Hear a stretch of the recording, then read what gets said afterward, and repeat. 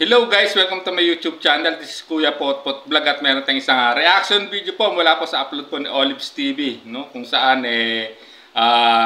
naitanong niya, no? Kay Dr. Lab po ano yung masasabi po niya doon sa nangyaring eksena doon sa episode 22, no? Doon sa pagtalon po ni Kalingap Edu doon sa ilog, guys. At siyempre, bago tayo magsimula, ay mag-shoutout po muna tayo. May galap shoutout po sa ama ng Kalingap na si Kuya Bal Santos Matubang, Ate Edna Vlogs, Kalingap Rab, 10 ng kanyang mga kasamahan. At siyempre, may galap shoutout po sa lahat po ng sumusuporta sa buong Team Kalingap. Isang mapagpalang umaga, tanghali o gabi mga Kalingap, saan man kayong sulok ng mundo naroroon. Naway lagi po kayong gabayan ng ating poong may kapal. At ayan guys, simulan na natin ating reaction video guys, no? Grabe, bro, anong masasabi mo doon sa episode 22 ng EDSA? Grabe yun. Yung mga expression ni Beyonce doon ako na ano talaga, yung tumalon si doon na muntik na tumama sa kahoy. Ay grabe, yung hindi nakuhanan sa kamera ito, yung grabe pagsisigaw niya. Delikado yun, di ba? Oo, delikado yun eh. Grabe yung sigaw ni Beyonce doon dahil parang duda ako, mayroon na silang relasyon. Dahil siyempre, bakit kakabahan ka ng gano'n? Kung wala kayong relasyon, di ba? Oo. Grabe, kinabahan siya ng gusto. Parang parte na ng buhay, baga. Yung Ibig kanyang sabihin, bro, expression. concern na si Ate Beyonce kay Kuya Ed. Oo, parang gano'n. Tingin ko, parang gano'n na nga talaga. So ayan guys, no? At narinig nyo naman ang naging sagot po no, ni Dr. Lab no, sa tanong po ni Sir Olives TV kung ano masasabi niya dun sa episode 22. Kung saan guys, no, talagang grabe ang ginawang ano rito, no, pagpapatunay ni Kalingap Edu tumalon sa ilog, no, na nag-alatarsan pa nung gumamit dun sa lubid. At ayun nga, sinabi ni Dr. Lam, grabe ang pag-aalala at pagsisigaw po ni Beyonce na hindi nakuhanan ng camera dahil natakot siya no, sa posibleng mangyari no, kay Kalingap Edu dahil sa kanyang ginawa. Tulad ng sinabi ni Dr. Lab, no, pwedeng tumama yung ulo or bahagi ng bahagi ng katawan ni Kalingap Edu doon sa punong kahoy, no?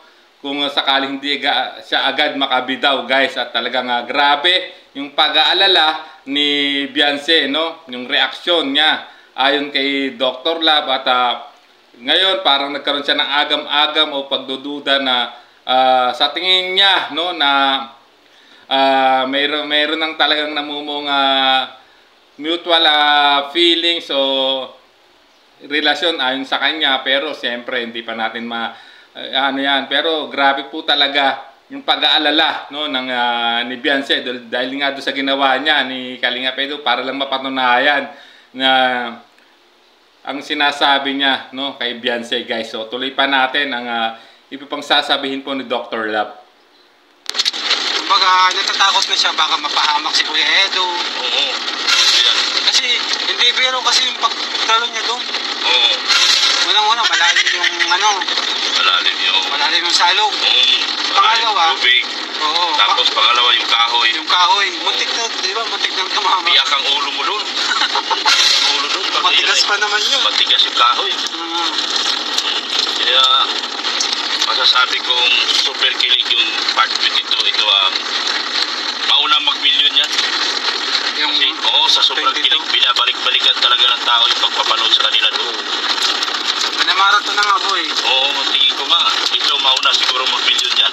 Ilang araw pa lang, nasa 600k views na. Doon pati natin first time na si Kalingap Edu talagang sinubok niya si Ate Beyonce. Totoo yan. Sinubukan niya, Oo, sobrang kilig. Ang kilig talaga. Grabe. Pero doon ko rin po napatunayan na kayang gawin ni Kuya Edu ang lahat. Oo, grabe nga. So ayan guys, no, grabe. At even Sir Olives, no, na nagkaroon din ng komento, no, dito ay hindi niya talaga akalain na gagawin ni Kalingap Edu yun, no, para patunayan lang talaga kay Beyonce na totoo yung sinasabi at nararamdaman niya. At ayun nga, no, grabe, tulad din ng sinabi ni Dr. Lab, no, grabe ang ginawa talaga ni Kalingap Edu. First time lang ginawa talaga ni Kalingap Edu yun. At napakadelikado o mapanganib, no? Tulad ng sinabi ni Dr. Love, pwedeng maaksidente si Kalingap Edu doon, no? Pwedeng tumama yung ulo niya or anumang parte ng katawan niya, no? Sa punong kahoy or mga bato. At kasi dahil unang-una, malalim din yung yung ilog na pinagtalunan talaga ni Kalingap Edu, no? Talagang nakita nga ni Dr. Love, ni Sir Olives na at iba pang kibos, even Kalingap Rab, naging reaksyon, no, ni Beyonce, no, dahil sa ginawa nga po ni Kalingap Edu. Talagang kaya pala grabe ang kilig ng episode na to at naniniwala, no, si Dr. Love na talagang ito yung mauunang magkaroon ng million views ng part 22 dahil sa hindi akalaing ginawa ni Kalingap Edu na ikinagulat ng lahat, no? At lalong ikinagulat ni Beyonce, no? Para lang patunayan po kay Beyonce ang kanyang mga sinasabi, no? Talagang challenge niya rito na gagawin lahat ni Kalingap Edu para lang mapatunayan niya kay Beyonce na nagsasabi siya ng totoo. At ayun nga guys, no? Talagang nakaagulat itong ginawang eksena, no, ni Kalingap Edu sa episode 22. Kaya talagang grabe ang kilig na dinulit ito sa lahat ng manonood. At tulad ng sinabi ni Dr. Love, talagang possible po talaga na mas maagang ma-reach out nito ang million views nung part 22 guys. So ayan, at nalaman natin ang naging sagot po ni Dr. Love, no, sa naging tanong po ni Sir Olives TV guys. So hanggang dito na lang po ang ating reaction video guys, no? Bago tayo tuluyang magtapos, no, ay sa mga hindi pa po naka-subscribe sa YouTube channel po ni Olives TV, please subscribe Olives TV, no, at hit yung notification bell para laging update sa mga upload videos po and live stream po ni Sir Olives TV. At para makatulong tayo sa adhikain po ng kanyang channel, ganun din po sa adhikain po ng buong Team Kalingap, no? At bago tayo tuloy magtapos ay mag-shoutout muna tayo, no? Mega love shoutout po sa lahat po ng EDSI community, no, na sumusuporta sa Tambalang EDSI. Grabe, palakas na palakas, no? Meron pang bagong nabuo ata ngayon, yung tinatawag na EDSI Team Panatag Official. Shoutout po sa inyo sa lahat po ng members and admins po niya. Mega love shoutout po sa inyo. Ganon din po sa iba pang EDSI group, ang katulad ng Kalingap Edu Global Supporters, EDSI Global Supporters, no?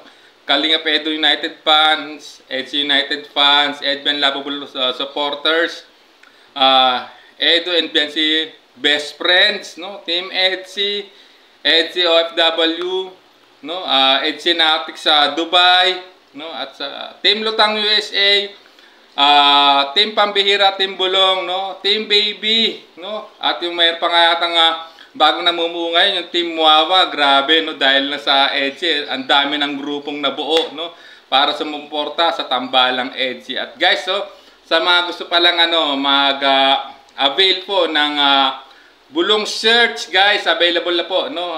Paki-contact nyo lang po or paki-PM nyo ang page po ni Redzen Vlogs kung gusto nyo pong mag-avail po ng Bulong Search, guys. So hanggang dito na lang po ang ating reaction video. Maraming salamat po.